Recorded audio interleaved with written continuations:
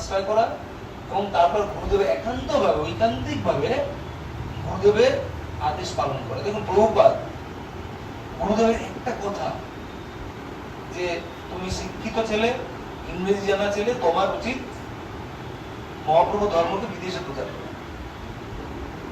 তার এই একটা কথাকে মাথায় রেখে আদেশকে পালন করার জন্য তিনি সমগ্র জীবন তাকে কিভাবে বয়ে নিয়ে চললেন। সমগ্র জীবনটাই একটা আদেশের প্রস্তুতি। 70 বছর বয়স অব্দি একভাবে তিনি নিজেকে তৈরি করে গেছেন। তারপর যখন মনে করছেন না এবার আমার যাওয়া উচিত, এবার বেরিয়ে গেছে। তারপর আমেরিকার যে কি কঠিন সংগ্রাম, কখনো মনে হয়নি যে যখন সেই জলদূত জাহাজের মধ্যে যখন তার হার্ট অ্যাটাক হলো, একবার না দুবার, তো ভাবতে পারতেন তাহলে কৃষ্ণের কোনো ইচ্ছা নেই, কৃষ্ণ চান না আমি যাই, তাহলে কেন আর হার্ট অ্যাটাক হলো, ভাবাই নি। বরং তিনি কৃষ্ণের কাছে প্রার্থনা করছেন যে তোমার যদি কিছু করানোর ইচ্ছা হয় আমাকে তুমি অন্তর্ভুক্ত করো। আমাদের গুরু মহারাজ কি ভগবান শ্রীকৃষ্ণ মাঝে একদিন গুরু মহারাজ রাতে চিৎকার করে উঠেছে। তার অনেক তিনি আইসিইউতে রয়েছে, সেই আইসিইউর মধ্যে খুব জোরে চিৎকার শোনা গেছে, নো নো নো এরকম। তো পরে যখন স্থির হচ্ছে সকাল বেলা যখন সুস্থ হয়েছে তখন তাকে জিজ্ঞাসা করা হচ্ছে মহারাজ আপনি এরকম চিন্তা করছিলেন কি ব্যাপার ছিল, কেউ কোনো ডাক্তার বা নার্স কাউ কোনো করছিল? তো উনি বলছেন না কৃষ্ণের সঙ্গে আমার কথা হচ্ছে, আমাকে এখনই চলে যেতে বলছে, বলছে তোমার কাজ হয়ে গেছে তুমি এবার চলে এসো। গুরু মহারাজ বলছেন আমার এখন অনেক কাজ বাকি আছে। গুরু মহারাজকে যা যা ইনস্ট্রাকশন দিয়েছেন আপনারা যদি সেগুলো দেখেন এত লম্বা লিস্ট হয়ে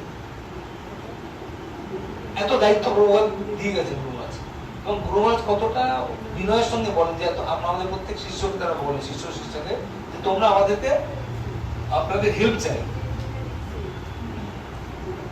তিনি কখনো শিষ্যদেরকে তুমি বলে সম্বোধন করেন। তিনি মনে করেন যে প্রভুপাদের সেবা করার জন্য আমার যারা শিষ্য আছে তারা আমাকে হেল্প করছে, তিনি তাদের সম্মান দিয়ে তুমি করে কথা বলেন, কখনো আপনি করে কথা বলেন যে আপনারা প্রত্যেকে আমাদেরকে আমাকে হেল্প করুন গুরুদেবের আমার গুরুদেবের আদেশ পালন করেন।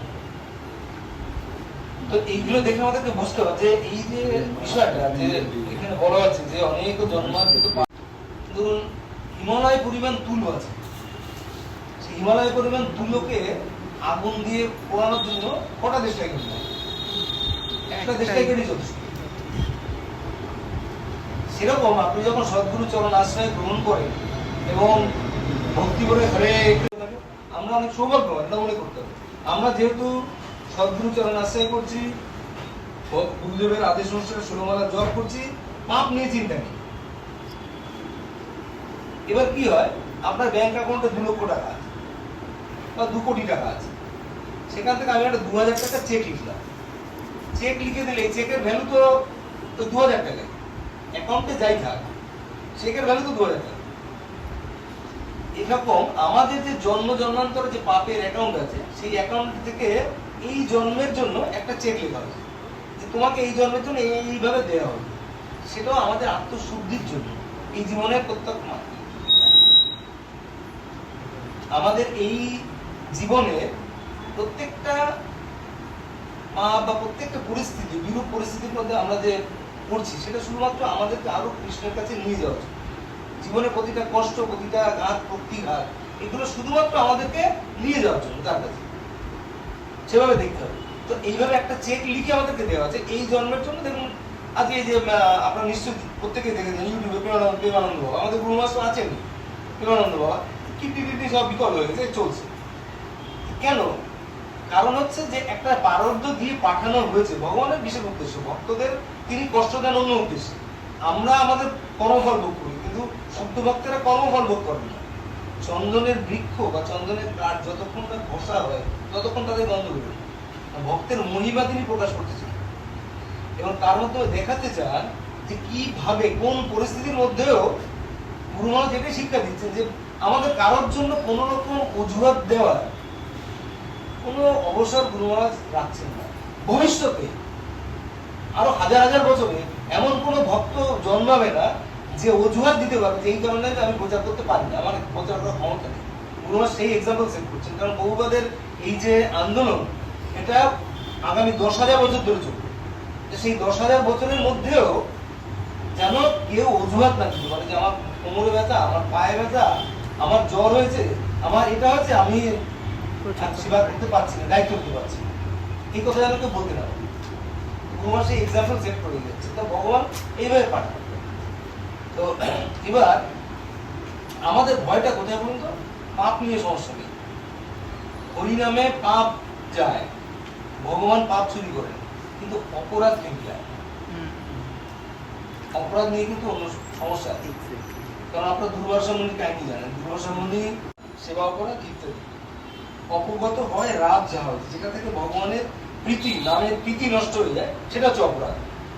তা আমরা যেন সেই অপরাধ সম্পর্কে সচেতন, এটা আমাদের জানতে হবে। আপনারা জানেন নাম অপরাধ তো আমাদের সকলের মুখস্থ, কিন্তু বুঝতে হবে কিন্তু জব করার সময় আমরা যখন জব করছি আমাদের যে জায়গাগুলো বেশি অসুবিধা হয়, আমরা জবটাকে সিনসিয়ারলি নিই, সংখ্যাটা পুরাই। আমাকে ক্ষমা করবেন, আমি বারবার আমরা বলছি, এটা মানে কথা বলার অভ্যাসের জন্য, ব্যক্তিগতভাবে আমি আমার কথা বলছি, আমি আপনাদের কথা বলছি না।